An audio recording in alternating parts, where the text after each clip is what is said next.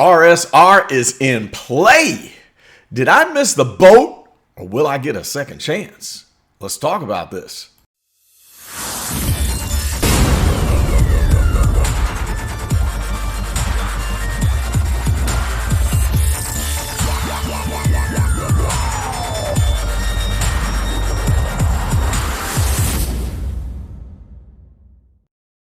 What up, people? It is Carlton Flowers, your crypto pro, back again with a full update on RSR. Had a lot of action on that last mobile report where we just chit-chatted a little bit for 4 minutes about RSR, and in fact that video got more hits than anything I've done for the past couple of months. So apparently there's a lot of interest here, so we need to break it down and look at the details of what's going on. So in that last video I was telling you I was waiting for my kill zone to pop up, and then in the comments as we were talking, I pretty much was thinking I missed the train. I was there at the station, the train pulled off, and I'm still waving my ticket, and that thing was just sailing on. I got left behind, or did I? So let's break down the chart and see if there's a possibility of me getting a second chance at a lower price on an entry point, or if I should just FOMO and pull out the bankroll and jump in right now. All right, let's get rid of that. And here we are on the 4-hour chart. And as you can see, my lovely kill zone, here's my green square. When I draw these, the rule is if price dips down and it gets like to the middle of this, I have to buy.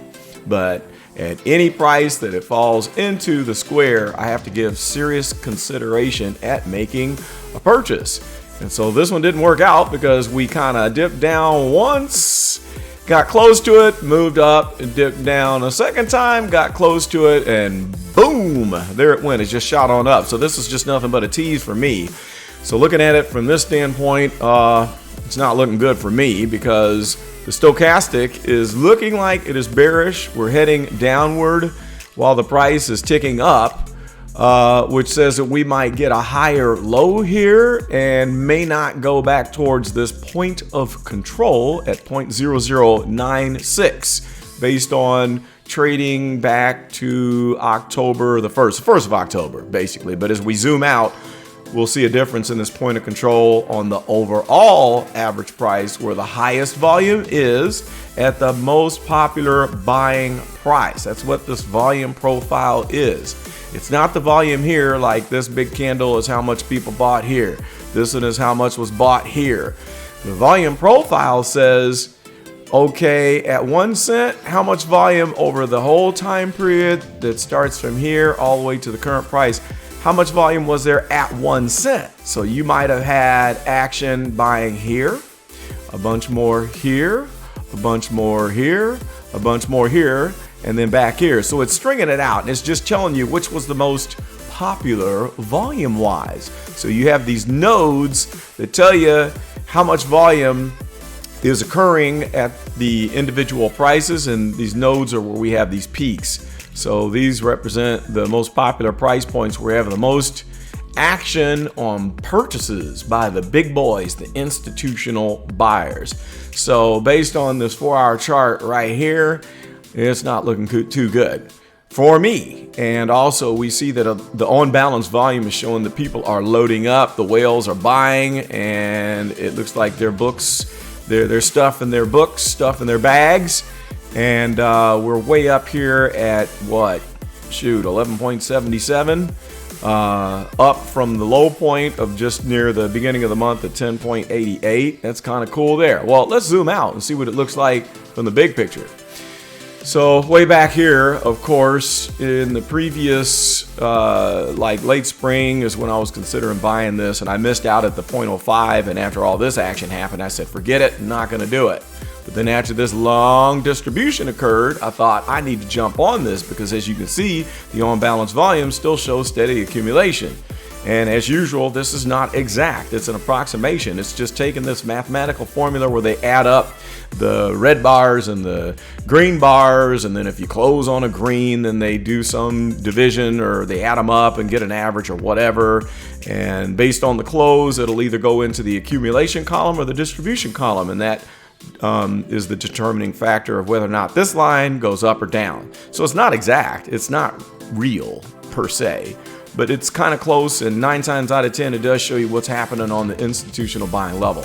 All right, so since this peak here, we see this trend line that I've got drawn here, and we went above it just here recently, but this is kind of close, where if we had like a parallel trading zone, if I put another line like right here, we're bouncing in this big channel. And so one of two things can happen. We can bust out from here and move up and head towards this higher volume node up here. We've got a bump there, we got a bump there, we have a slip zone in here, where if we get to that point, we might have a nice big candle that pops up and goes and pushes it straight up into those volume nodes right there. Okay, but at the same time, we are in somewhat of a trading channel, and we're below this trend line right now. And if we drop below this node right here, then we could slip back down towards the point of control. And so that's still pretty far above my little box, and I'm gonna have to make a new box so I can decide when I jump on, because I think I probably will pick some of this up. And from one of the comments that I forgot who it was, but thanks for letting me know, my concern was the 100 billion in total supply. I was like, well, how's this thing ever going to pump to anything significant when we got $1 billion in the total supply? But apparently they've got some type of a coin burn situation where it's a deflationary token, which means they're going to eat into that total supply.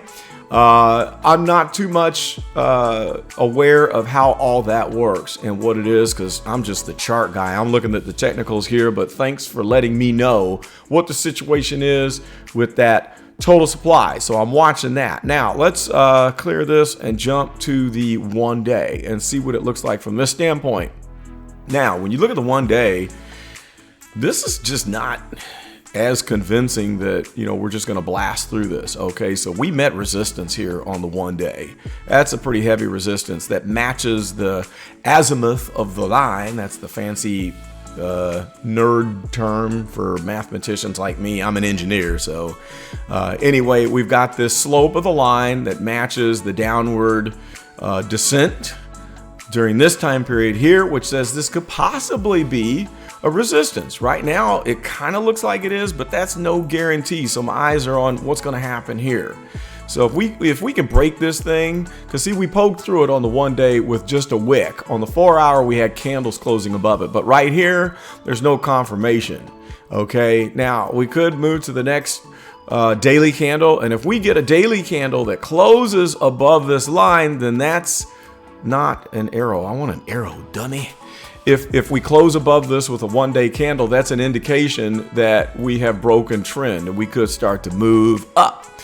If we do not close above this line, that's an indication that we could be bouncing back down. Who knows? And then I'm also watching what happens when we cross this fib circle ring right here, which is the, let's see, 1.61823, 4.216 line right here. It's going to have a pivot point, I'm thinking, right here. As you can see, we had action on this ring, the big drop, and then we propagated straight down to the next ring, and then we had a pivot right there on that next ring here, and then we moved up, we hit resistance on this downward sloping line, and now I'm waiting to see what happens when we get close to crossing this line. Okay, so on the volume profile, looking at all the action, point of control is at 0.002. I don't think we're going to go back down that far. That's probably a done deal because that's including this consolidation period back here. But we've got a node here that is around what, 0.007 maybe, and then we got the node that is about 0.008 or 9, and then of course the one that is about 1.2 cents. So these are possible targets that if we get rejected on this line, we could snap to some of these volume nodes. So there still is a chance. So what I'm going to do is this. I'm going to just watch and see what happens. Let me do something here. Let me just zoom in here and move this over. Now, okay, this is a little bit more realistic. We still got a point of control down here. If we just take all of the action from the rise to the current moment, point of control is at 0.009. Okay, and that's at the top of my box.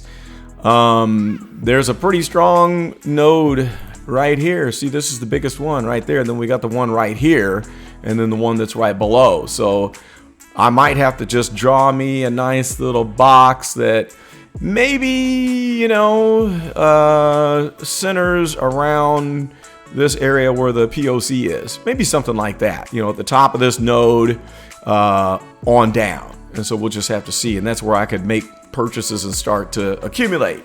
So that's my strategy. And then, of course, if we do launch out of here and close above this descending line, then I'm going to have a box that is going to probably, whoops, I need the square there.